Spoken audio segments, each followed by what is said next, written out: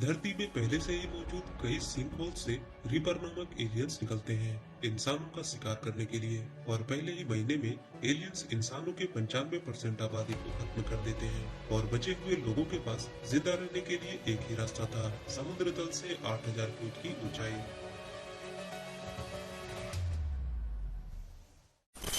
तो कहानी की शुरुआत होती है और हमें एक छोटी सी बस्ती में विल और उसके बेटे हंटर को दिखाया जाता है। हंटर छोटी सी उम्र में फेफड़ों की बीमारी से जूझ रहा था।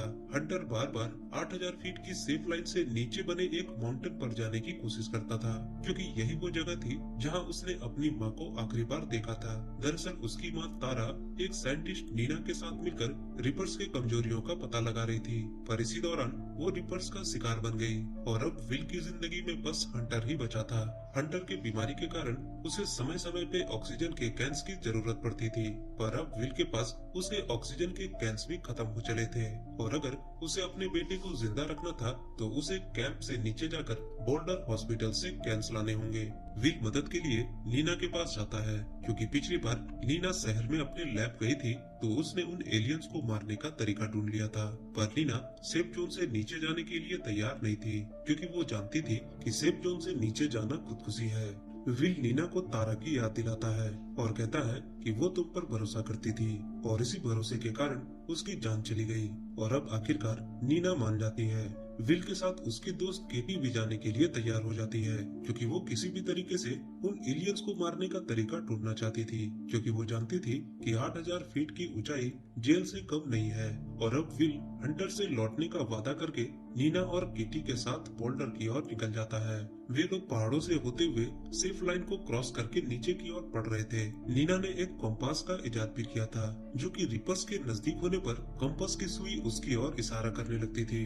दरअसल रिपर्स अपने सुरक्षा के लिए खुद के मैग्नेटिक फील्ड को जनरेट करते थे, जो कि धरती के मैग्नेटिक फील्ड से तगड़ी होती थी और नीना के कॉम्पास ये डिटेक्ट कर लेते थे। पर वे लोग अभी तक ये पता नहीं लगा पाए थे कि वो रिपर्स 8000 फीट की ऊंचाई को पार क्यों नहीं करते। थोड़ी देर बाद उन लोगों को रास्ते में मिलिट्री के कुछ गाड़ियां मिलती हैं और विल वहां से कुछ गोलियां और ग्रेनेड लॉन्चर को उठा लेता है। केटी को कुछ घोड़ों का झुंड दिखता है और वो सोच में पड़ जाती है कि रिपर्स ने इन्हें कुछ क्यों नहीं किया। थोड़ी देर बाद वे लोग स्केटिंग एरिया के पास पहुंच जाते हैं, जो कि सेफ जोन से 360 फीट नीचे था और ठीक तभी नीना का कंपास एक रिपर को डिटेक्ट कर लेता है। केटी ग्रेनेड से उस रिपर को मारने की कोशिश करती है, पर उस रिपर पर ग्रेनेड का कोई भी असर नहीं हो रहा था। विल फौरन ही लिफ्ट को ऑन करने की कोशिश करने लगता है। उधर केटी भागते हुए एक पोल पे चढ़ जाती है और नीना लिफ्ट को ऑन करती है और वे लोग ऊपर की ओर जाने लगते हैं, पर रिपर बहुत ही तेजी से उनकी ओर बढ़ रहा था। केटी पोल से जंप करती है और विल उसे पकड़ लेता है, पर वो एलियन लिफ्ट की तार को जोर से झटका देता है और वे लोग नीचे गिर जाते हैं। और अब वे लोग अपनी जान बचाकर भागते हैं और किसी तरह सेफ जोन में पहुंचकर राहत की सांस लेते हैं। रात के वक्त केटी कहती है कि ग्रेनेड्स उन पे काम नहीं कर रहे थे और रिपर्स एक शिकारी की तरह पहले महीने में ही इंसानों की नस्ल को खत्म करने की कगार पर ले आए। नीना आगे कहती है कि शिकारी शिकार करता है उसे खाने के लिए, पर रिपर्स धरती पे सिर्फ इंसानों का ही शिकार कर रहे हैं, पर वे लोग इंसानों को खाते नहीं, तो फिर उनका शिकार करने का मकसद क्या है। विल कहता है कि हो सकता है गॉड ने इंसानों के पापों की सजा देने के लिए रिपर्स को धरती पे भेजा होगा।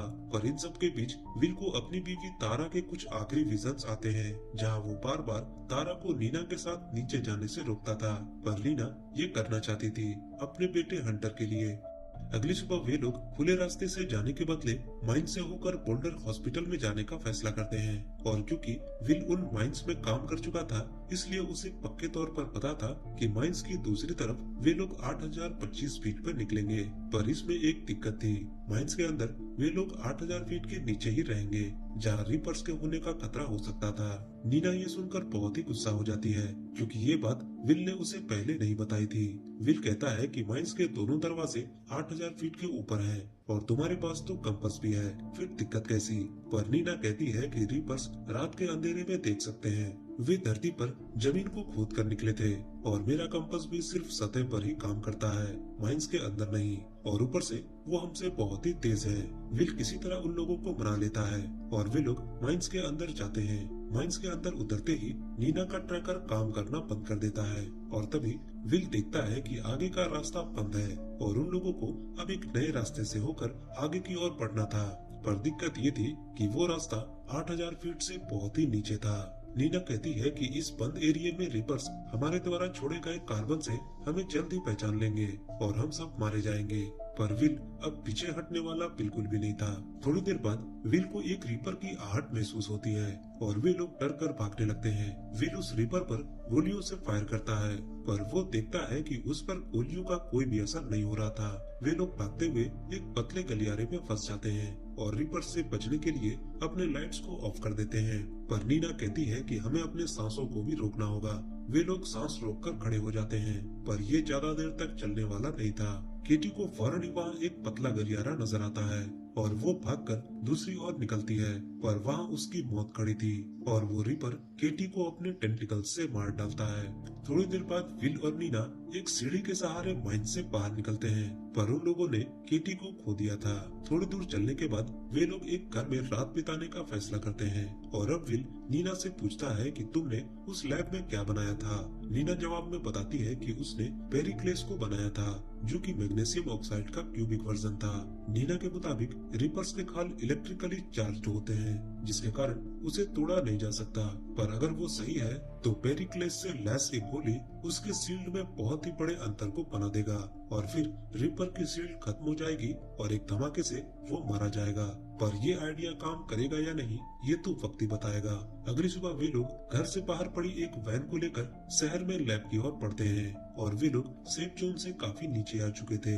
विल फौरन ही बोल्डर हॉस्पिटल में पहुंचता है और नीना के लैब की ओर बढ़ता है, पर इससे पहले वो हंटर के लिए बहुत सारे कैंस को लेने वाला था। पर उन लोगों को ये काम जल्दी करना था क्योंकि रिपर्स उनके बहुत ही नजदीक थे।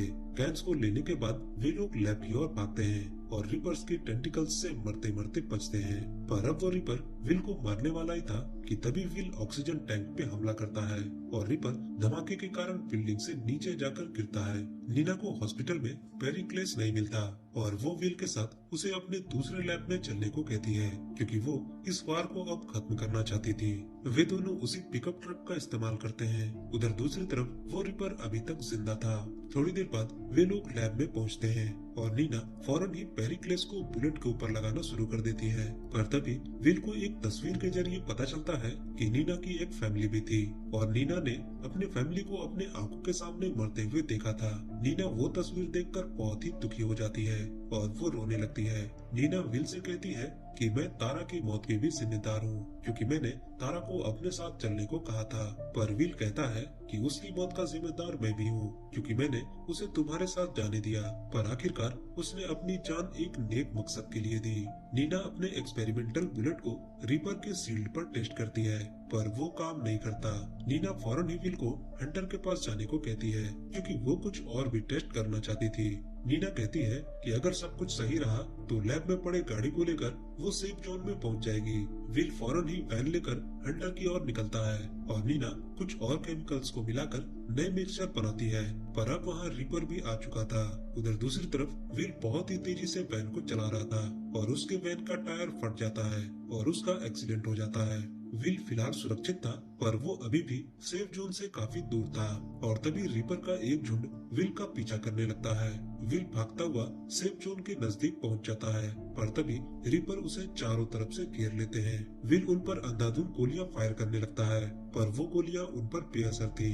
विल समझ जाता है कि वो अब मरने वाला है, पर तभी वहाँ नीना आती है अपने नए एक्सपेरिमेंटल गोलियों के साथ और वो एक एक करके उन रिपर्स को बड़े ही आसानी से मार डालती है और इसी के साथ नीना का शक सही निकलता है और हम देखते हैं कि वो रिपर्स एक तरह के मशीन थे क्योंकि वो इंसानों को मारते थे पर खाते नहीं थे, वो सोते नहीं थे, वो सांस भी नहीं लेते थे, वो 8000 फीट से ऊपर जाते भी नहीं थे और ये सारी निशानियां किसी जिंदा चीज की नहीं थी बल्कि एक प्रोग्रामिंग की थी जो कि इन मशीनों के लिए बनाई गई थी।